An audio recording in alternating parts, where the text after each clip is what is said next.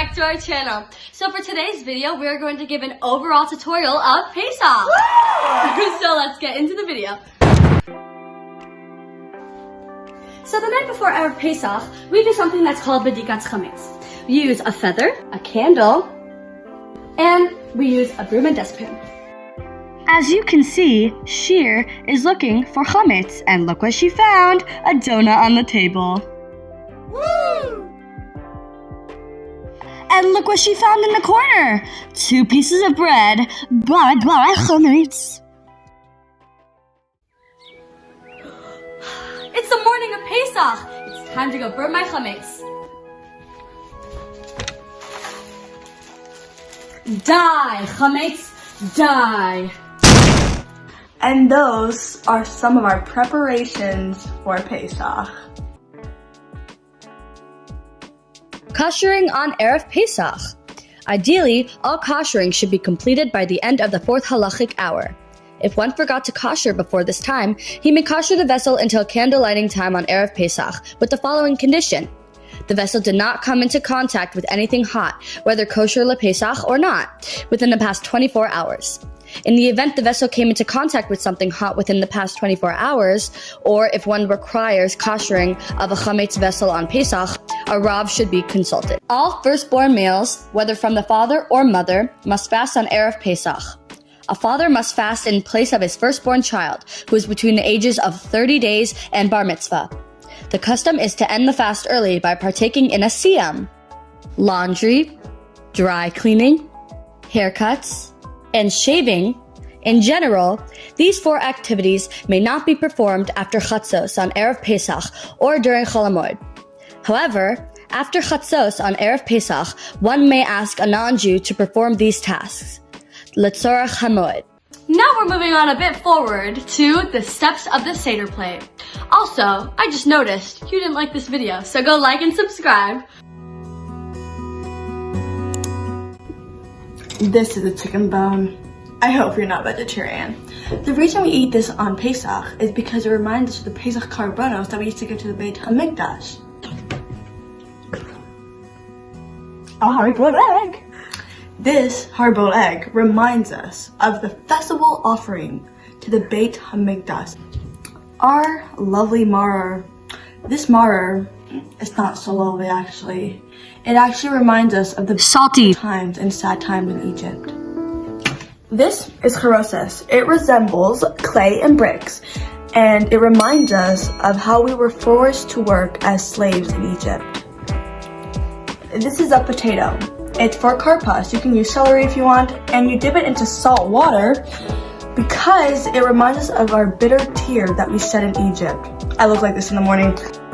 She does. This is Chazeres. or lettuce. This is our second bitter herb that we eat this Seder, and we eat it with maror and matzah in a sandwich.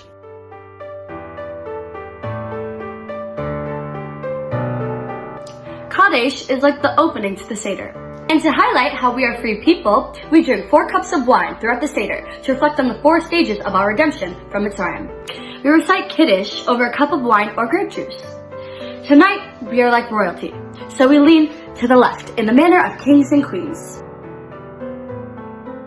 Or chatz, in which we wash our hands by pouring water on our right 3 times, then 3 times to our left. But we don't say a bracha. We pour water on our hands because a person is considered to be free of uncleanliness. Karpas. Take a small piece of vegetable, parsley, onion, or potato, and dip it in salt water to remember the many tears the Jews shed when we were slaves in Mitzrayim. Yachatz. The middle matzah on the Seder plate is broken in half. The smaller part of the half that was broken is returned to the middle of the 2 whole matzahs that are already there.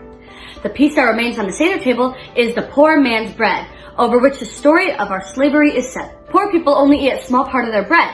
They need to save the rest in case tomorrow there is none. The bigger part of the broken matzah is to put in a cloth bag and is hidden for the afikomen later on. Magid. The Seder tray is moved aside and a second cup of wine is poured. A child is supposed to ask, "Why is this night different from all the other nights?" And with that question, we start reading from the Haggadah. Rachza. It's my turn. Rachza. we wash our hands this time with the blessing because we're about to eat matzah. Motzi. We take 3 matzahs, the top one, the middle broken one, and the bottom one. We say a bracha on all of them. You put the bottom one back with the broken one. You take the whole top one and you say a bracha on them, al achilat matzah. The reason we have 3 matzah is because we have a broken matzah, over which we tell the exile in Mitzrayim, and the 2 whole matzah that we have left, we can say hamotzi on them. Matzah. We eat matzah while we recline to the left because we are free people, like we did with the wine and Kaddish. The reason we eat matzah on Pesach instead of bread is because the dough did not have enough time to rise when we were leaving Mitzrayim because we were in such a rush. Maror. Take bitter herbs, dip them in charoses, and make a blessing of al achilat maror. Eat without reclining. We eat maror because to recall the bitterness that we experienced in Mitzrayim. Karech. Break off 2 pieces from the bottom matzah, fill it with maror and lettuce, and make a bracha, and eat it in a sandwich while leaning to the left. We eat it in a sandwich because in Yerushalayim, the Jews had to eat 3 key items on Pesach: the lamb offering, the matzah, and the maror. The great sage of Hillel popularized the practice of eating all 3 items together in one sandwich because the commandment of the Torah literally states you should eat it, the paschal lamb, upon matzah and maror. Today we don't have a lamb because we don't have a Beit HaMikdash anymore, so we can't have a karbonos. So instead we eat matzah wrapped together with maror. Also, our great Hillel said karach literally means wrapping. Shulchan Aruch. Pesach dinner is now served. Some people start off their meal with a hard-boiled egg because it symbolizes mourning. We mourn that we no longer have the Beit HaMikdash in Yerushalayim and can no longer bring the lamb as a sacrifice. Tzafun. After we finish our dinner, tzafun means hidden because the afikomen is hidden. We take out the afikomen and we all eat some of it. And we should eat it reclining and before midnight. After the afikomen, we should not eat or drink, only the 2 remaining cups of wine. The afikomen symbolizes the lamb, which our ancestors ate at the end of their Pesach Seders. Borech. A 3rd cup of wine is filled, and after finishing the afikomen, we recite Birkat Hamazon. After Birkat Hamazon, we recite the blessing over the 3rd cup of wine while reclining. We pour an additional cup of wine for Eliyahu Hanavi, and for ourselves to we open the door and recite the passage inviting Eliyahu Hanavi, the sign of coming of Mashiach. Hallel. In Hallel, we sing praises to thank God for bringing us out of Egypt and choosing us as His people. After saying Hallel, we again recite the blessing over wine and drink the 4th cup while reclining. Nitzach. At the end of the Seder, we sing extra songs of praise to Hashem, to call attention to Hashem, who is supreme over all of His creations. Finally, we reveal our hopes, and then we say a prayer of L'Shana Haba Yerushalayim, next year in Yerushalayim. Yaakov and his brother came down to Egypt to be close to Yosef because he was second in command of Pharaoh. When they went down there, Bnei Israel grew. Yosef passed, and a new king arose over the Jewish people who did not know Yosef. And he was scared that Bnei Israel was stronger than them, so he came up with a plan to make them lesser than them. His plan was to have the Jews enslaved under the Egyptians, so the Jewish people had to work for the Egyptians and do whatever they wanted them to do. But the Jews kept on growing. So Pharaoh decided that all Jewish baby boys that were born were to be thrown in the Nile. Yocheved gave birth to her son Moshe. She hid him for 3 months because he was born early. But eventually she had to give him up, so she made a basket for him and put him in the Nile. Pharaoh's daughter went out to the Nile to bathe. Then she saw the floating basket. So she reached out, took the basket, opened up the lid, and saw a crying baby. She knew it was Jewish, but she had compassion for the child. She named the child Moshe because she drew him out of the water. The whole time, Miriam was hiding behind a bush to see what would happen to her baby brother. She went out of her hiding place and approached the princess and told her she will bring her a Jewish nurse, which was Yocheved, Moshe's mother. And Basia told Yocheved to take care of him until he does not need nursing anymore. When Moshe grew older, he is returned to the palace, where Paro's daughter raises him like a son. When Moshe is older, he realizes that the Jewish people are his brothers, and he is appointed as leader, and his brother Aaron as his spokesman. And they go up to Paro and ask him to let the Jews go. Paro refuses, so Moshe goes to Hashem. So Moshe went to Hashem, "Why are you doing this to my Jewish people?" And Hashem said, "Now you shall see what I will do to Paro, for with a strong hand he shall let them go, and with a strong hand he shall drive them out of his land." Moshe and Aaron came multiple times to Paro to tell him to let his people go. But Paro refused every time, so Moshe warned him that the plagues are coming to Egypt.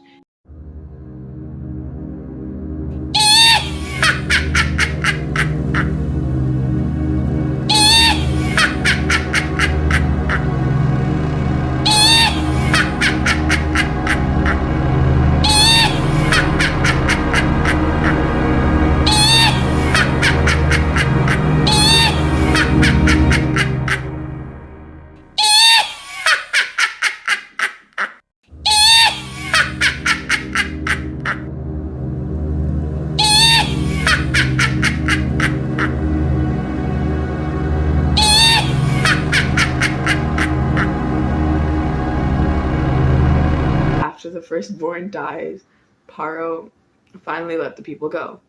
And since they were in such a rush, their dough did not rise, and it turned into matzah. Soon after allowing the people of Israel to go from Egypt, Paro chases after them to force their return. And Bnei Israel finds themselves trapped between Paro's armies and the Red Sea. Hashem tells Moshe to raise his stick over the water. The sea splits to allow them to pass through, and then closes over the pursuing Egyptians.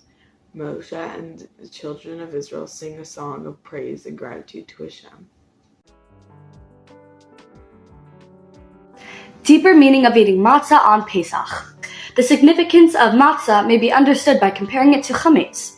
Chametz, which becomes bloated as it rises, symbolizes self-inflated egotism and pride.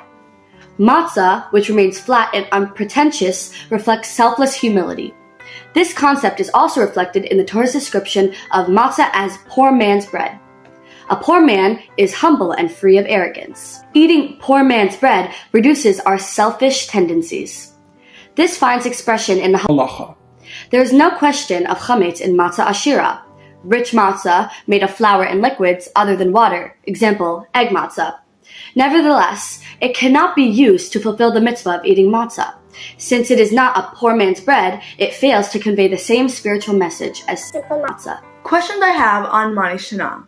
The main idea of Manishtanah is we don't know why this night is different from many other nights. One of the main questions I have is to why we don't do these things like reclining, eating matzah, dipping twice at the Seder in the first place. The answer is that we were slaves to Paro. We didn't ask why he wanted us to do something. He just asked us something and we obeyed him. Now we do these things at the Seder because Hashem said that is what we are supposed to do. He told us something and we obey him. Another question about Manishtanah was, why do we lean while we eat? On all the other nights, we never lean while we eat. The answer is because we recline to teach the child to ask questions. So if the reason to recline is only because we must eat like royalties, today we would not recline. But since we must make changes to teach the child, therefore we must continue to recline to make sure that he continues asking questions about why we are reclining.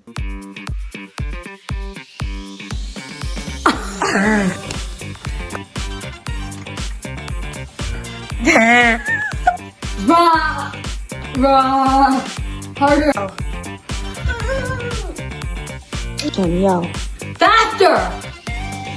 No, there's like talk and yell now.